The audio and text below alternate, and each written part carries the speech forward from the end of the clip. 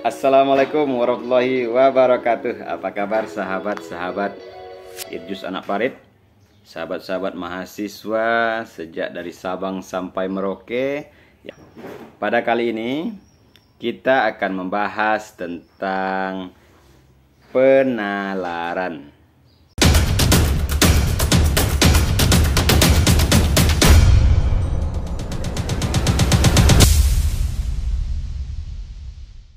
Sahabat-sahabat semua dari Sabang sampai Merauke, pada minggu lalu kita telah membahas tentang kebenaran dalam filsafat, ilmu, dan logika.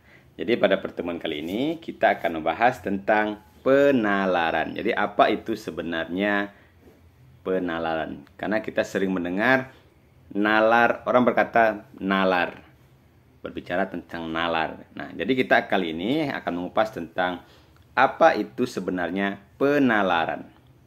Nah, sahabat-sahabat semua, penalaran itu adalah cara ataupun perihal yang menggunakan nalar, pemikiran, ataupun cara berpikir logis. Proses mental dalam pengembangan pikiran dari beberapa fakta atau prinsip. Nah, saya ulang lagi. Penalaran adalah cara atau perihal menggunakan nalar, pemikiran, atau cara berpikir logis. Proses mental dalam pengembangan pemikiran dari beberapa fakta atau prinsip. Nah, penalaran itu adalah suatu proses berpikirnya manusia dengan menggunakan landasan logika untuk menarik kesimpulan berdasarkan fakta atau disebut dengan premis ya, yang telah dianggap benar. Menurut Surya Sumantri,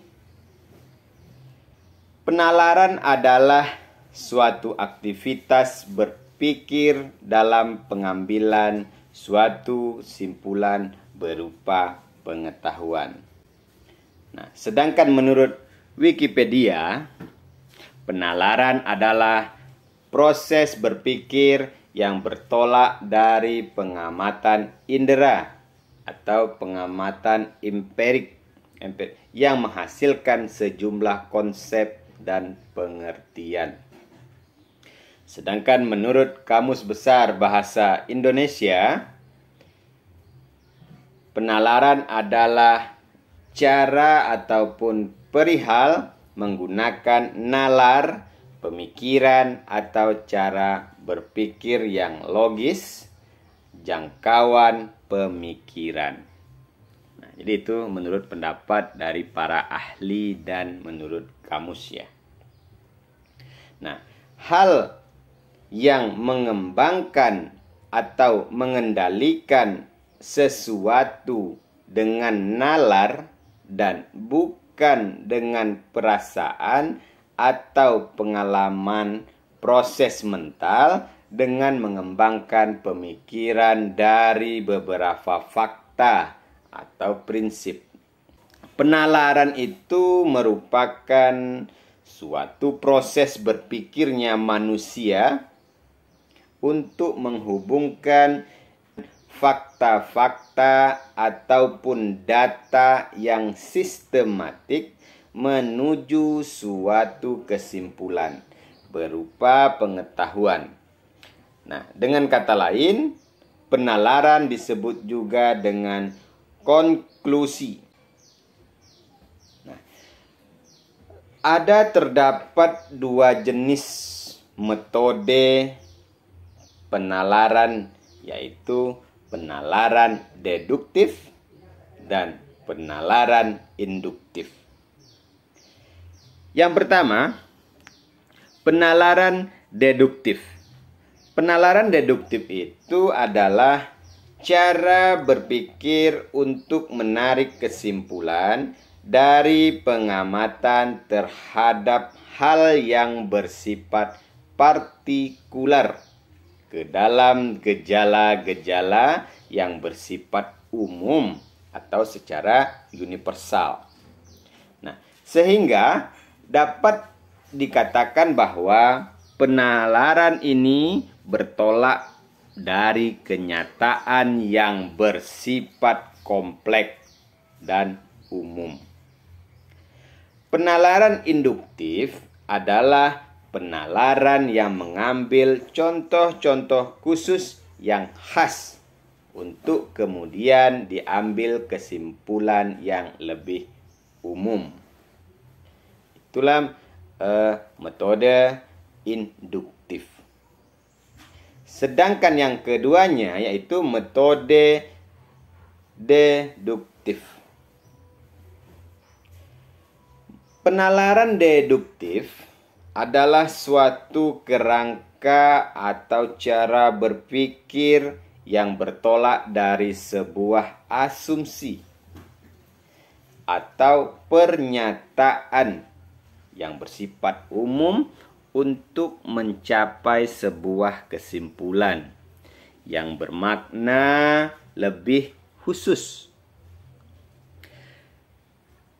Metode deduktif sering pula diartikan dengan istilah logika minor, dikarenakan memperdalami dasar-dasar penyesuaian dalam.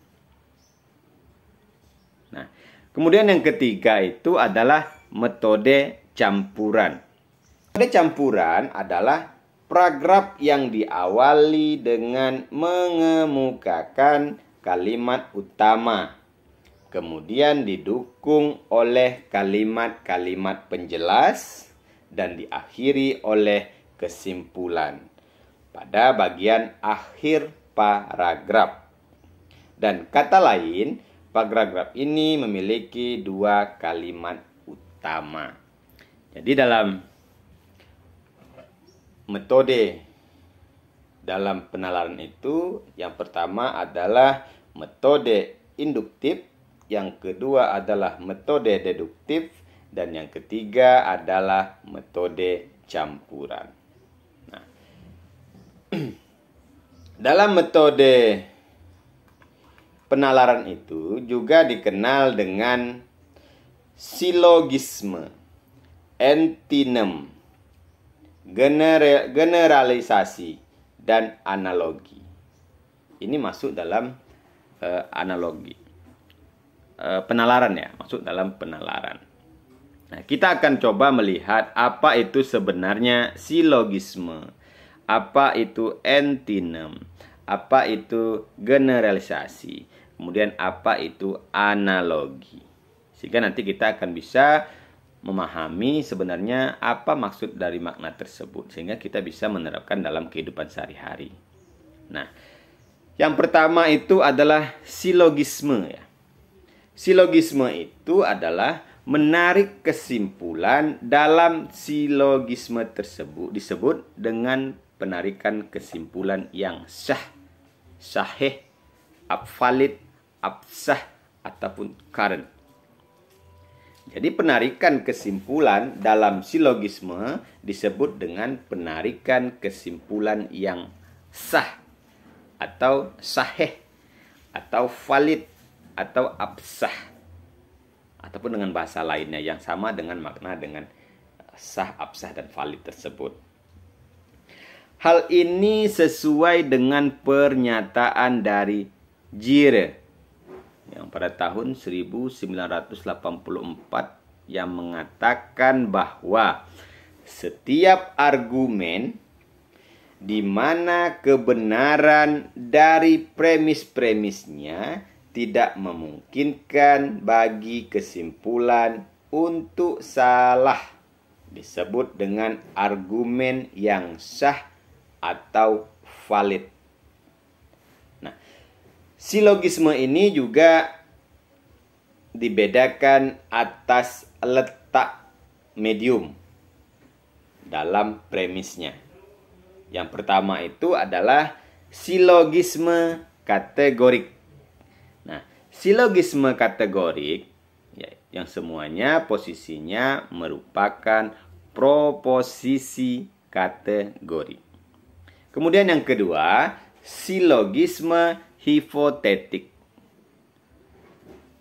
Silogisme hipotetik itu maksudnya adalah argumen yang premis mayornya berubah proposisi hipotetik, sedangkan premis minornya adalah proposisi kategorik. Nah, jadi seperti itu. Jadi dalam silogisme itu terbagi dua, silogisme kategorik dan silogisme hipotetik. Jadi dapat disimpulkan bahwa silogisme itu adalah penarikan kesimpulan yang sah atau penarikan kesimpulan yang sahih atau valid atau absah. Nah, kita yang kedua ingin melihat apa itu konsep entimen ya. Entimen itu adalah silogisme singkat atau tidak memiliki premis umum karena premis umum dianggap sudah dikenal secara luas. Karenanya, entimen hanya berisi premis dan kesimpulan tertentu. Nah, jadi entimen itu adalah kesimpulan singkat yang absah. Nah, ia tidak memiliki premis umum karena premis umum sudah dianggap sudah dikenal secara luas. Itu yang disebut dengan entimen ya. Yang ketiga, konsep paragraf generatif. Nah, paragraf adalah suatu bahasa yang terdiri dari beberapa kalimat yang tersusun secara runtut ya. Kemudian logis dalam satu kesatuan ide yang tersusun lengkap, utuh dan padu. Nah, itu disebut dengan paragraf. Nah, biasanya ciri-ciri paragraf itu yang pertama adalah kalimat pertamanya berketuk ya, atau letaknya agak ke dalam beberapa ketukan atau spasi. Yang kedua, ciri-ciri paragraf itu adalah menggunakan pemikiran utama yang dinyatakan dalam kalimat topik. Yang ketiga, setiap paragraf menggunakan sebuah kalimat yang merupakan kalimat pengembang yang berfungsi untuk menjelaskan, menguraikan, ataupun menerapkan pikiran utama yang ada dalam kalimat topik. Yang keempat, ciri-ciri paragraf itu adalah menggunakan pikiran penjelas yang dinyatakan dalam kalimat penjelas. Nah, kemudian apa saja fungsi paragraf tersebut? Fungsi paragraf itu yang pertama adalah mengekspresikan gagasan tertulis dengan memberikan bentuk suatu pemikiran dan perasaan ke dalam serangkaian kalimat yang tersusun rapi, secara logis, dan dalam satu kesatuan. Yang kedua, fungsi paragraf itu adalah menandai peralihan gagasan baru bagi karangan yang terdiri dari beberapa paragraf. Ganti paragraf berarti ganti pemikiran. Yang ketiga, fungsi paragraf itu adalah untuk memudahkan pengorganisasian gagasan bagi penulis dan memudahkan pemahaman bagi para pembaca.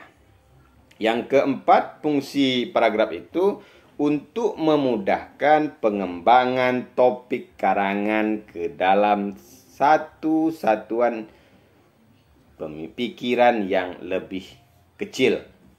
Kemudian fungsi yang kelima, untuk memudahkan pengendalian variabel terutama karangan yang terdiri dari beberapa variabel.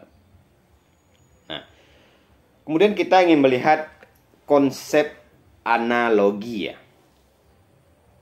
Analogi itu tidak lain dan tidak bukan adalah proses penalaran yang berdasarkan pengamatan terhadap gejala khusus dengan membandingkan atau mengumpamakan suatu objek yang sudah teridentifikasi secara jelas terhadap objek yang dianalogikan sampai dengan kesimpulan yang berlaku pada umumnya. Nah, analogi berusaha untuk mencapai kesimpulan dengan menggantikan dengan apa yang kita coba untuk membuktikannya dengan sesuatu yang serupa dengan hal tersebut. Namun yang lebih dikenal dan kemudian menyimpulkan kembali apa yang mengawali penalaran kita tadi. Nah, apa saja ciri-ciri dari analogi itu? Yang pertama, ciri-ciri analogi itu adalah tidak boleh persis ataupun sama. Nah, yang kedua, ibarat harus diciptakan oleh imajinasi atau intuisi. Yang ketiga, proses merancang bukan hanya satu menemukan, salah satunya ialah ibaratan. Yang keempat, ibaratan sebagai proses penalaran mempunyai macam yang tidak terbatas jumlahnya. Setiap orang boleh dan bisa mencari atau membuat ibaratnya sendiri ataupun membuat ibaratnya masing-masing. Nah, analogi itu juga memiliki bermacam-macam ya. Yang pertama, analogi induktif. Nah, analogi induktif adalah proses penalaran dari satu fenomena menuju fenomena yang lain. Kemudian disimpulkan bahwa apa yang menjadi pada fenomena pertama akan terjadi pula pada fenomena yang lainnya. Analogi induktif adalah analogi yang disusun berdasarkan persamaan prinsip dari dua hal yang berbeda. Nah, selanjutnya ditariklah kesimpulan bahwa apa yang terdapat pada hal pertama terdapat pula pada hal yang kedua. Contohnya seperti ini pada analogi induktif itu ya. Tim Uber Indonesia mampu masuk babak final karena berlatih setiap hari. Nah, maka tim Thomas Indonesia akan masuk babak final jika berlatih setiap hari. Nah, itulah contoh dari analogi induktif. Yang keduanya yaitu analogi deklaratif. Analogi deklaratif merupakan metode untuk menjelaskan atau menegaskan sesuatu yang belum dikenal atau masih samar-samar dengan sesuatu yang sudah dikenal. Nah, cara ini sangat bermanfaat karena ide-ide baru menjadi dikenal atau dapat diterima apabila dihubungkan dengan hal-hal yang sudah kita ketahui atau yang kita percayai. Contohnya seperti ini. Untuk penyelenggaraan negara yang baik diperlukan sinergitas antara kepala negara dengan warga negaranya. Sebagai manusia, untuk mewujudkan perbuatan yang benar diperlukan sinergitas antara akal dan hati. Nah, itu contoh dari analogi deklaratif. Nah, bagaimana cara kita menilai analogi? Nah, dalam sebuah analogi diperlukan alat ukur untuk mengukur keterpercayaan dari analogi tersebut. Adapun untuk mengukur keterpercayaan sebuah analogi dapat diketahui dengan menggunakan alat. Ya. Pertama, semakin besar peristiwa sejenis yang dianalogikan, maka semakin besar pula taraf keterpercayaannya. Contohnya seperti ini. Si A menggunakan jasa sebuah biro penerbangan dan ternyata pelayanannya tidak memberikan kepuasan pada si A. Maka atas dasar analogi, si A menyarankan kepada temannya untuk tidak menggunakan biro penerbangan yang sama dengan yang dia gunakan tadi. Analogi si A akan semakin kuat dengan adanya si B yang juga merasa tidak puas dengan biro penerbangan tersebut. Analogi menjadi semakin kuat lagi setelah ternyata si C, si D, si E, si F, si G, si H, dan sebagainya juga mengalami hal yang serupa. Jadi itu cara kita untuk menilai analogi ya, benar atau tidak. Nah, dalam analogi itu juga ternyata ada kesesatannya. Kesalahan dalam membuat analogi bisa terjadi karena beberapa hal. Yang pertama, tergesa-gesa, yaitu terlalu cepat menarik konklusi, sedangkan fakta-fakta yang dijadikan dasarnya tidak cukup mendukung konklusi. Yang kedua, kecerobohan kesimpulan. Kesimpulan yang ceroboh itu terjadi karena mengabaikan adanya faktor-faktor analogi yang penting. Kemudian yang ketiga, prasangka. Nah, prasangka membuat orang tidak mengindahkan fakta-fakta yang tidak cocok dengan konklusi. Yang keempat, memaksa, menjadikan ide agar terlihat benar dengan cara membandingkan dengan ide yang lain. Sesungguhnya tidak mempunyai hubungan dengan ide yang pertama tadi. Analogi yang tidak rata atau analogi yang pincang, karena hal-hal tersebut amat banyak digunakan dalam perdebatan maupun dalam propaganda untuk menjatuhkan pendapat lawan atau maupun mempertahankan kepentingan pribadi ataupun kepentingan kelompok, karena sifatnya seperti benar. Analogi seperti ini sangat efektif pengaruhnya terhadap pendengar, tapi tidak baik. Nah, oke, sahabat-sahabat Iju Sendera Anak Parit semuanya, dari Sabang sampai Merauke, mahasiswa yang sedang belajar tentang penalaran. Semoga konten ini bisa memberikan informasi, memberikan pengetahuan kita tentang apa itu sebenarnya penalaran itu ya. Semoga ini bermanfaat untuk kita semua, dan saya akhiri. Assalamualaikum warahmatullahi wabarakatuh.